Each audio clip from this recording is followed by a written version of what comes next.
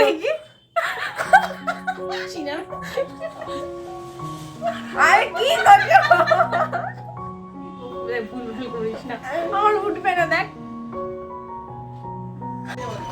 না আগে একটু দেখিয়ে নি তারপর আমি আসছি এই যে আমাদের জামাই এসছে বলো কেমন আছে বলো অনেকদিন বাদে এসেছি আমার দোকানে দেখলাম সব কিছু সেটআপটা খুব সুন্দর লাগছে এখন আমি বেরিয়ে যাবো ডক্টরের ভিজিটের চেম্বারে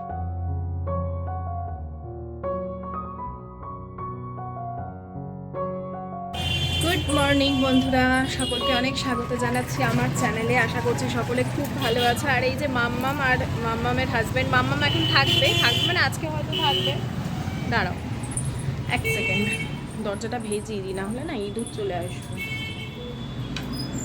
ওই পূর্ণেন্দু ওকে ছেড়ে দিয়ে গেল আর তোমাদের যদি দেখাতে পারি দেখাচ্ছি দাঁড়াও আমাদের বাড়ির সামনেটায় যা জ্যাম হয় কি দেখাবো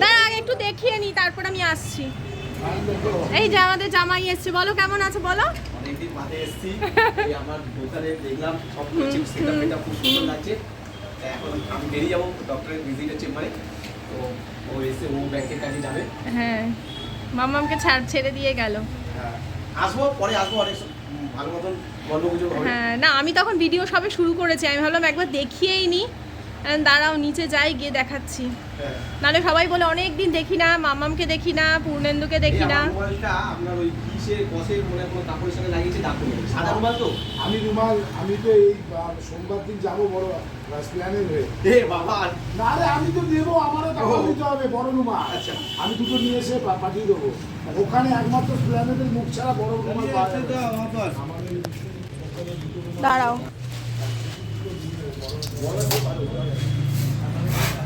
গোডাউনটা ক্লিন করছে এই করো না পেজ ও এই দেখো এদিকে তাকাও এই তাকাও দাদার দোকানে তোর একটা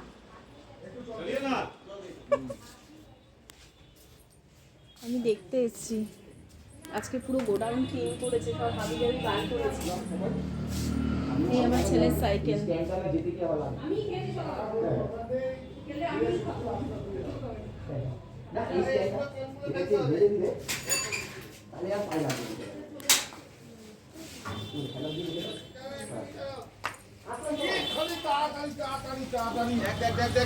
চট করে দে কোনটা ফোনগুলো ফেলবি সব ফেলে দে সব কি হবে জায়গাটা না এইটা না এই টাটা এই পুনে এসেছিল দেখা টাটা টাটা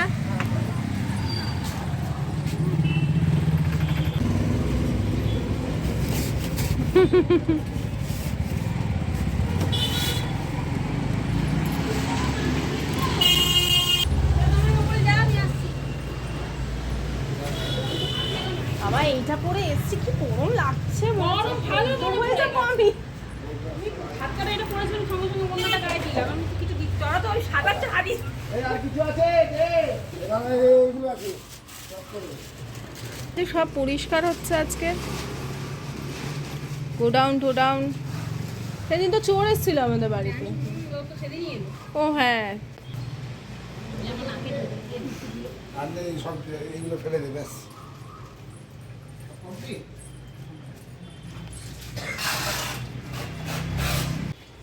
চলো দেখ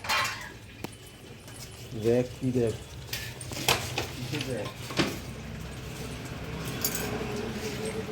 একটা স্কাই ব্লু কালারের র্যাক ছিল যে বদমাশ লোক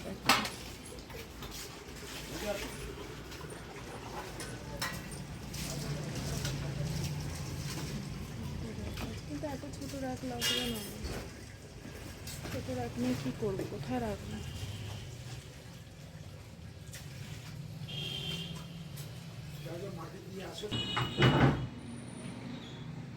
তোর সব সময় তোর কথাই আমাকে শুনতে হয় কেন রে হ্যাঁ তুই সবাই চলে গেছে তুই খেলে যাচ্ছিস কেন আরে তাই না আমি ঋষভের সাথে খেলছিলাম তাই জন্য ওর সাথে একটু খেললাম, তারপরে ও হাঁটতে। তো তোমাদের সাথে প্রায় 2 থেকে 3 দিন বাদে আমার দেখা হচ্ছে। এখন না মাঝে মাঝে এরকমই ব্লগ আসবে, প্রায় ধরো 16 তারিখ পর্যন্ত আমি ডেলি ব্লগ হয়তো দিতে পারবো না, কারণ আয়ুষ্মানের এক্সাম, সবার হয়তো এক্সাম শুরু হয়ে শেষও হতে চলেছে, কিন্তু আমাদের এরকমই চলে, ঠিক মার্চের এই ফার্স্টের থেকেই একদম শুরু হয় আর শেষ হয় মিডিলে। তো বুঝতেই পারছো আমি কতটা ব্যস্ত থাকবো এখন। আর এটা না ব্রকলি ভাজি করেছিলাম জানো তো, মটরশুঁটি দিয়ে বাটার দিয়ে, শুধুমাত্র ভাজাটা ভীষণ টেস্টি হয়। অন্য কোনো সময় আমি রেসিপি শেয়ার করব। এরপর সরাসরি সন্ধেবেলা চলে এসেছিলাম। আজকে আমাদের বাড়ি পুরো পরিষ্কার হয়েছে দেখেছো তো, আর আমি ওখানে ঘোরাঘুরি করছিলাম। তারপর থেকে আমার কি কাশিটা এমনিতেই ছিল, গলা ব্যথা, হালকা খুসখুসে কাশি ছিল, তারপরে ডাস্ট লেগে আরও বেড়ে গেছিলো। আচ্ছা, এই যে তোমরা অনেকে লিঙ্ক চাইছো, আমি কিন্তু এই সেম যে বাতিটা জ্বালাই সেটার লিঙ্ক দিতে পারবো না, কারণ সেটা আমি জেপ্টো থেকে নিয়েছি। আমি যেটা লিঙ্ক দিতে পারবো সেগুলো অনলাইন তোমরা কিনতে পারবে। আমি জেপ্টো থেকে ওই ইনস্ট্যান্ট ডেলিভারি করে দাও, ওইখান থেকেই আর কি কিনেছি। আর তোমাদের যে লিঙ্কটা দেবো সেটা হয়তো মেবি ফ্লিপকার্ট থেকে তোমরা পেয়ে যাবে। চলো আগে সন্ধ্যাটা দিয়ে নিই।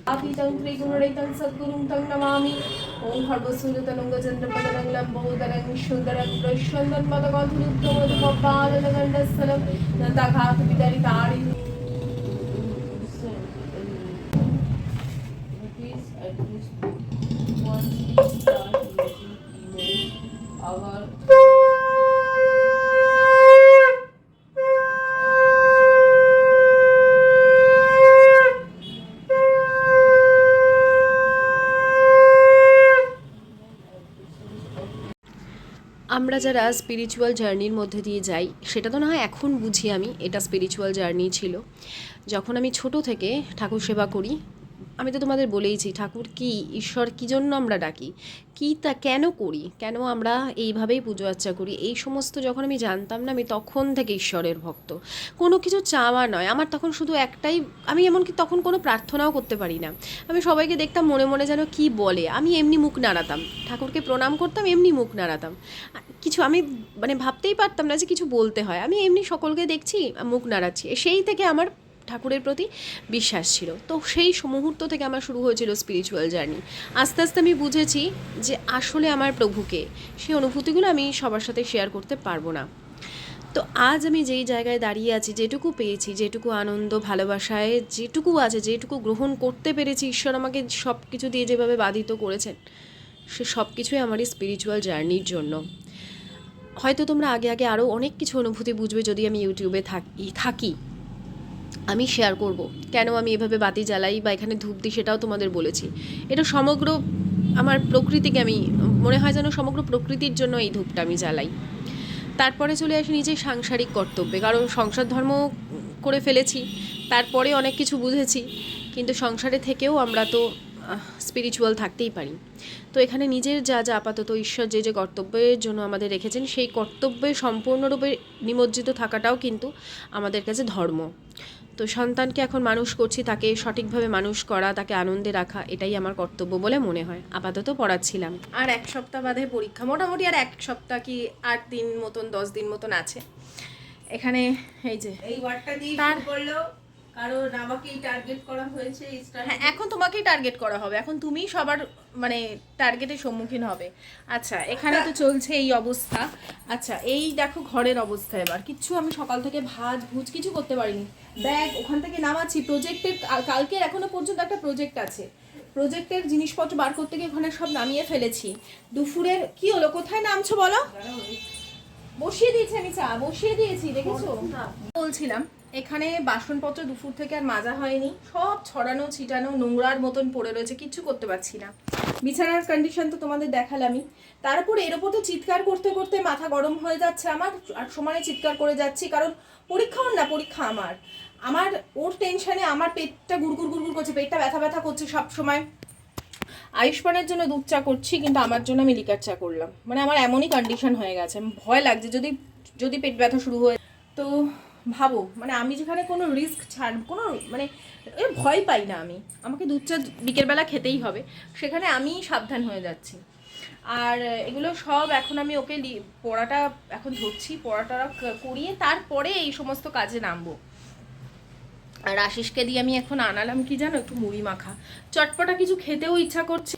এই দেখো, এটা বাদাম, আর এই যে একদম মশলা মুড়ি মাখাগুলো পাওয়া যায় না, একদমই তেল টক ঝাল সব কিছু ছাড়া একদম সাদা সাদা করে মাখিয়েছি, ছোলা পেঁয়াজ আর একটু শসা দিয়ে। ওই আয়ুষ্মানের জন্য একটা, আমাদের জন্য একটা। এই হচ্ছে বিকেল কি সন্ধে পেরিয়ে গেছে, সন্ধ্যের জলখাবারে এটাই এখন আমরা খাবো। খেয়ে তারপরে আমার কাজকর্মে নামবো। রাত্রিবেলা আজকে আলুর পরোটা করবো, অনেক দিন ধরে আলুর পরোটা খাবো মনে হচ্ছে, কিন্তু করতেই পারছি না। আজকে করব। তো এই হচ্ছে সংসারের ব্যাপার, বুঝতে পারলে? সংসারে একটু ঝগড়া থাকবে না, অশান্তি থাকবে না, তোমার মানে মনোমালিন্য থাকবে না, রিস্ক থাকবে না, এই ধরনের অশান্তির মধ্যে দিয়ে তোমাকে যেতে হবে না। স্ট্রেস কাকে বলে? এই যে এখন আমার চলবে না 15 তারিখ করতেই স্ট্রেস, এই স্ট্রেসটা যে কি মারাত্মক। 15 তারিখের পর থেকে আমার শরীর পুরো এরকম ঝুঁকে পড়বে, মানে তখন যে আনন্দে আমি লাফাবো, সেই লাফানোর মতন আর কোনো কিছু আমার থাকবে না। তখন আমার মনে হবে আমার শরীরে আর কিছু নেই। হ্যাঁ, মানে কি পরিমাণে স্ট্রেস এই পরীক্ষার সিজনটায় চলে মারা শুধুমাত্র জানে। আর যাদের বাচ্চারা সারা বছর পড়াশোনা করে তাদের মাদেরও হয়, তাদের কম হয় কিছুটা, আমাদের মানে পাগল গলার কাছে যেন টেনশন আটকে থাকে যে কি হবে, রেজাল্ট পাস করবে না এমন ব্যাপার নয়, কিন্তু কিরম নম্বর আনবে। যাদের মোটামুটি 90% বাচ্চারা পায়, তাদের মাদেরও চিন্তা থাকে পাবে তো এবার 95%-এর ওপর, আর একটু বেটার হবে তো। আমাদের মনে হয় আবার 70% পাবে তো, 75% 80% পেতে হবে না, 70% 75 পা, তাই আমার কাছে অনেক, এইটুকু চাহিদা, তার থেকে কম পাস না প্লিজ। তো এই হচ্ছে জীবন। তোমাকে এইভাবেই কখনো ভালো কখনো মন্দ, মন্দের সব পরিমাণ বেশি থাকে। যে বয়সে এখন আছি না, তুমি ভালো থাকতে গেলেও তোমাকে খারাপ মানে থাকতে বাধ্য করবে কিছু মানুষ, কারণ তারা নিজেরাও ফ্রাস্ট্রেটেড থাকে সব সময়। তুমি ভালো থাকতে গেলেও তোমাকে কিছু না কিছু এমন মাথার মধ্যে তোমার এসে পয়েন্ট আউট করবে যে তুমি খারাপ থাকতে বাধ্য হবে। তো ইচ্ছে তো করে অনেক কিছুই তোমাদের সাথে শেয়ার করি, কিন্তু তারপরে কি বলো তো, এই পরীক্ষার জন্যই আর কি গুছিয়ে আমি কিছু করতে পারিনি। আর যাই হোক, এটা যে তোমরা ভিডিও দেখছো, এটা বেশ অনেক দিন আগের, মোটামুটি 3-4 দিন আগের ভিডিও আমি তৈরি করে রেখেছিলাম, সেটাই তোমাদের সাথে শেয়ার করেছি। হ্যাঁ, সোমবার তো আমি শুক্রবার শ্যুট করেছিলাম, শনিবার দেওয়ার কথা ছিল, শনি রবি 2 দিন গ্যাপ চলে গেছে। আর এই টুকিটাকি জিনিসপত্র সব দেখছি। অ্যাকচুয়ালি কি হয়েছে, ওর প্রজেক্ট সোমবার শনিবার লাস্ট একটা প্রজেক্ট দেওয়ার আছে। আর ওদের এক্সাম অনেকেই আমাকে জিজ্ঞেস করছো যে কবে থেকে শুরু হবে, তো মার্চের একদম ফার্স্ট থেকে শুরু হচ্ছে। তো মানে ফার্স্টের দিক থেকেই একদম শুরু হয়ে যাচ্ছে। ক তারিখে শেষ হবে সে তো তোমরা দেখতেই পাবে। তো শুধু পড়লেই তো হবে না, ব্রেনকেও একটু খাদ্য দিতে হবে। কালি লাগে, আরে ও আমাকে গোপ করে ভুলভাল করিস না, আমার উঠবে না, দেখ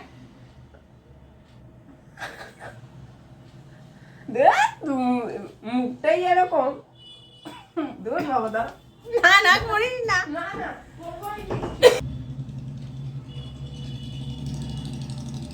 মুখটা এমন না।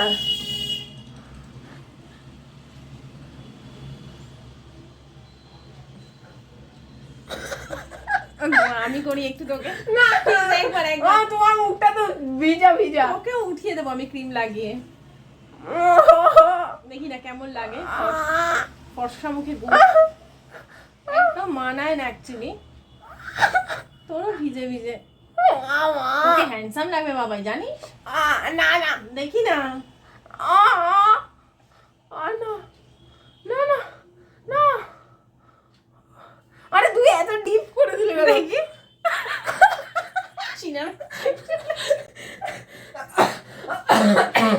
অল্প করে যে ওঠে না গোফ, উঠে আছে আমার।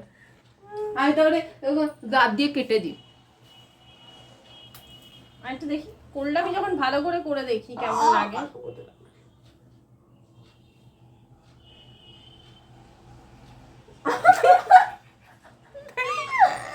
সিংঘাম বানাবো, দাঁড়ানো সিংঘাম। আরে কি করছো?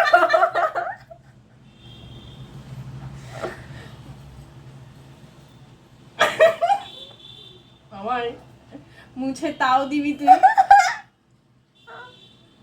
ও মাগো, মুছে তাও দে দাড়ি ভুল করে টানিয়ে দিয়েছি, ওই জায়গাটা ওঠেনি, দেখি আরেকবার তাকা না, আরেকবার তাকা না প্লিজ, দেখি দেখি না। ইস মা তুমি গো, নিজেকে দেখো না। কি যখন তো ভালোই লাগছে আমি জানি। আমাকে বোঝাই যাচ্ছে না, আমি তো চুল দিয়েই পুরো করতাম মুখটা আগে। ভেজা ভেজা। দেখি হাবলকে, দেখি হাবলটাকে।